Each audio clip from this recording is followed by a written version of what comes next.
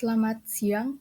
Baik, perkenalkan nama saya Nugralisa Mangoting dengan NIM D1B1 24262. Di sini saya akan menjelaskan tentang bioteknologi dan terapannya dengan subtopik rekayasa genetika terapi gen dan aplikasi farmasi. Mata kuliah Biologi Sel Molekul diampu oleh Ibu Apoteker Cikita Inaku, S.Pharm, MSI.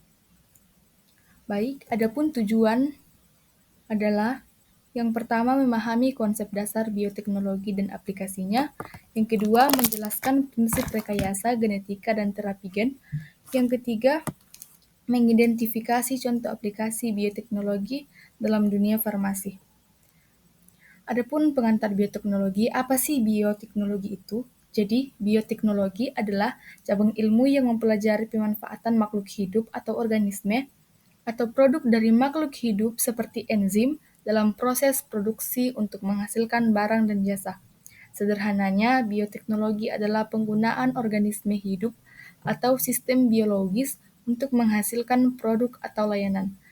Ada aplikasi bioteknologi dalam kehidupan seperti kesehatan, pertanian, lingkungan, dan industri. Kemudian ada konsep dasar rekayasa genetika. Rekayasa genetika adalah serangkaian teknik yang memungkinkan manipulasi langsung terhadap materi genetik suatu organisme. Tujuan utamanya adalah menghasilkan organisme dan sifat-sifat yang diinginkan atau menghilangkan karakter yang tidak diinginkan. Teknik utama dalam rekayasa genetika yang pertama, cloning gen, yang kedua, polymerase chain reaction atau PCR, dan yang ketiga, CRISPR-Cas9. Kemudian ada teknik CRISPR-Cas9. Teknik CRISPR-Cas9 ini adalah teknologi pemotongan genetika yang memungkinkan pemotongan DNA secara spesifik menggunakan enzim Cas9 yang dipadu oleh RNA pemadu gRNA. gRNA memadu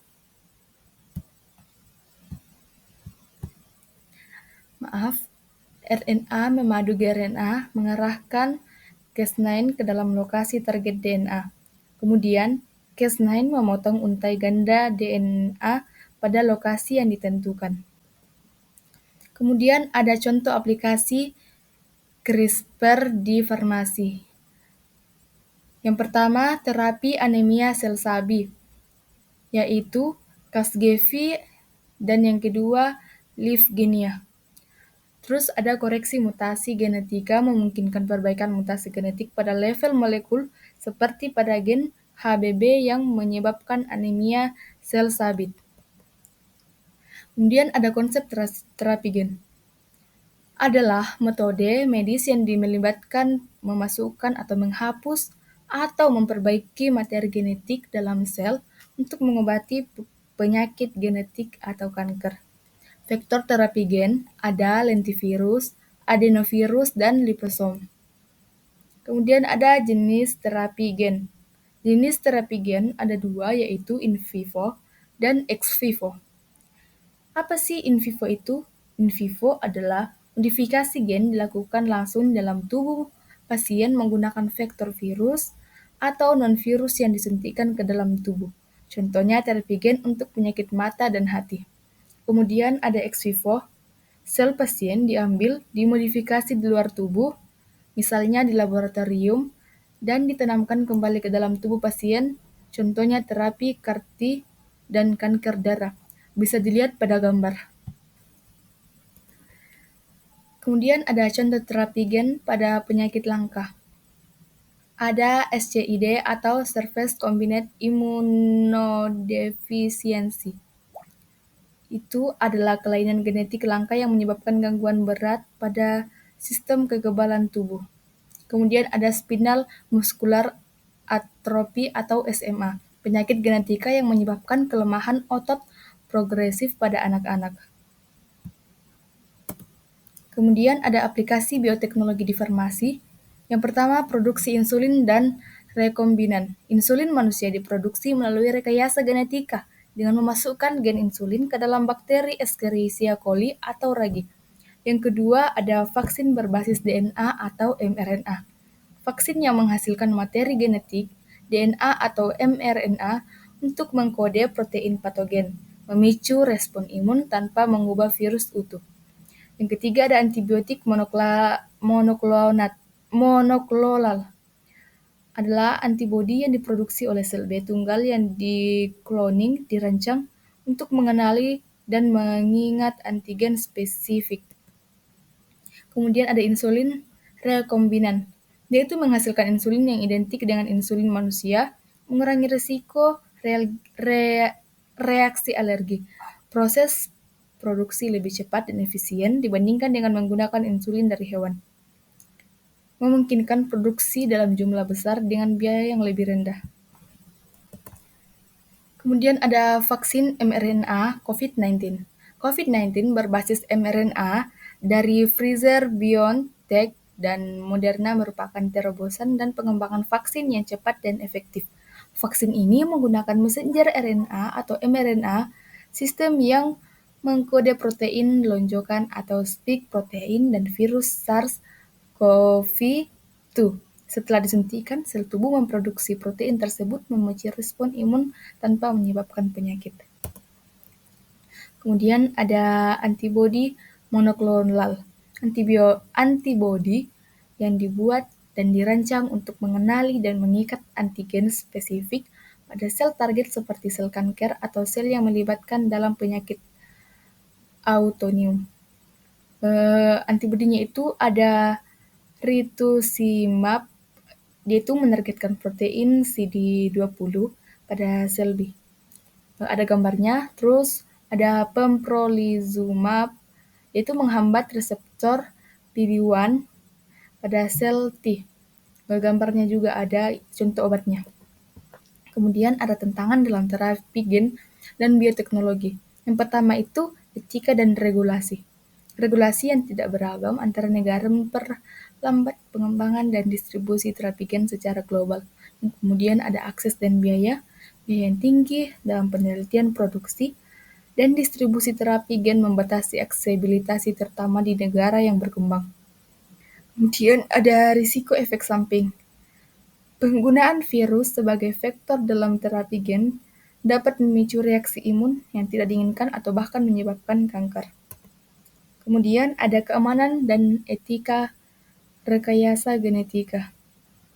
Ada GMO, reaksi alergi atau dampak kesehatan jangka panjang juga dapat mengganggu ekosistem dan mengurangi keanekaragaman hayati serta menyebabkan ketimpangan ekonomi sosial. Kemudian ada penggunaan CRISPR pada embrio, yaitu mengedit gen yang pada embrio manusia menimbulkan pertanyaan etis tentang desain bayi dan potensi penyalahgunaan teknologi untuk menciptakan manusia dengan sifat-sifat tertentu. Kemudian ada peran bioteknologi dalam farmasi masa depan.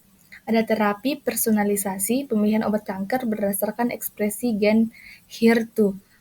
Terus ada diagnosis berbasis genetika, tes genetik untuk mendeteksi risiko penyakit jantung atau kanker. Kemudian ada produksi obat yang efisien, pengembangan obat menggunakan teknologi pencetakan 3D untuk dosis yang dapat disesuaikan. Studi kasus pertama, kanker dan CAR T-cell terapi. Apa itu CAR T-cell? Terapi sel CAR T adalah terapi imun inovatif yang melibatkan modifikasi genetik sel T pasien untuk mengenali dan menyerang sel kanker. Indikasi pengobatan untuk anak-anak atau orang muda 25 tahun dengan leukemia amyloid akut AL, sel B yang resisten atau kambuh setelah transplantasi atau repans kedua. Efek sampingnya itu sindrom pelepasan sitokis atau CRS, demam, penurunan tekanan darah, dan gangguan pernapasan. Kemudian ada kasus yang kedua yaitu hemofilia dan terapi gen. Hemofilia adalah kelainan genetika yang menyebabkan kekurangan faktor pembekuan darah 8 atau 9 mengakibatkan pendarahan berlebihan. Kemudian ada studi kasus yang ketiga, yaitu terapi gen untuk retinitis pigmentosa. Efek sampingnya itu dia reaksi ringan pada area injeksi dan tidak ada efek samping serius yang dilaporkan dalam uji klinis. Kemudian ada regulasi dan persetujuan terapi gen.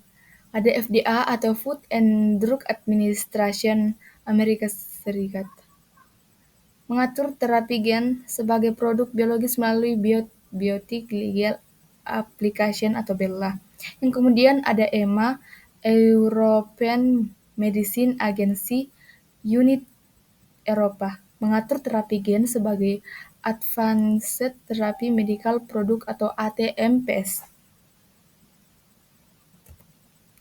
Selanjutnya ada bioetika dan keadilan akses terapi gen seperti untuk anemia sel sabit dan SMA menawarkan potensi penyembuhan namun harganya sangat tinggi. Misalnya pada Casgevy seharga $2,2 juta dan Ligenia $3,1 juta per dosisnya. Meskipun banyak penyakit anemia sel sabit yang lebih umum di Afrika dan di India, terapi gen yang tersedia saat ini hanya disetujui di negara maju seperti Amerika Serikat, Inggris, dan Bahrain. Kemudian ada tren penelitian terkini, CRISPR untuk penyakit poligenik. Kemudian ada RNA therapeutics, kemudian artificial antilegania atau AI dalam desain obat. Kemudian ada ringkasan materi, solusi pengobatan modern. Bioteknologi memungkinkan pengembangan terapi yang lebih spesifik dan efektif seperti terapi gen untuk penyakit genetik dan terapi sel untuk penyakit degeneratif, rekayasa genetika, dan terapi gen. Teknik seperti CRISPR-Cas9 digunakan untuk mengedit gen dengan presisi tinggi, menawarkan harapan untuk pengobatan penyakit genetik langka dan kanker. Aplikasi luas di farmasi bioteknologi digunakan dalam proses insulin rekombinan, antibodi monoklonal, vaksin berbasis mRNA, dan terapi gen. Kemudian ada kesimpulan. Yang pertama, pilar penting dalam bioteknologi farmasi, rekayasa genetika, dan terapi gen telah menjadi landasan inovasi dalam pengembangan obat dan terapi medis memungkinkan pengobatan yang lebih spesifik dan efisien. Kemudian ada pendekatan etis dan regulatif yang krusial. Pengobatan teknologi ini memerlukan teknologi yang ketat dan pertimbangan etis untuk memastikan keamanan pasien, keadilan akses, serta mencegah penyalahgunaan teknologi. Kemudian ada peluang yang besar di masa depan. Kemajuan teknologi seperti CRISPR dan mRNA membuka peluang untuk terapi yang lebih profesional dan efektif serta mengembangkan vaksin dan obat-obatan baru yang lebih cepat dan efisien. Itu pun presentasi dari saya. Mohon maaf jika ada kekurangan dan tutur kata yang salah karena yang sempurna hanya milik Tuhan. Itu saja. Wassalamualaikum warahmatullahi wabarakatuh. Selamat siang.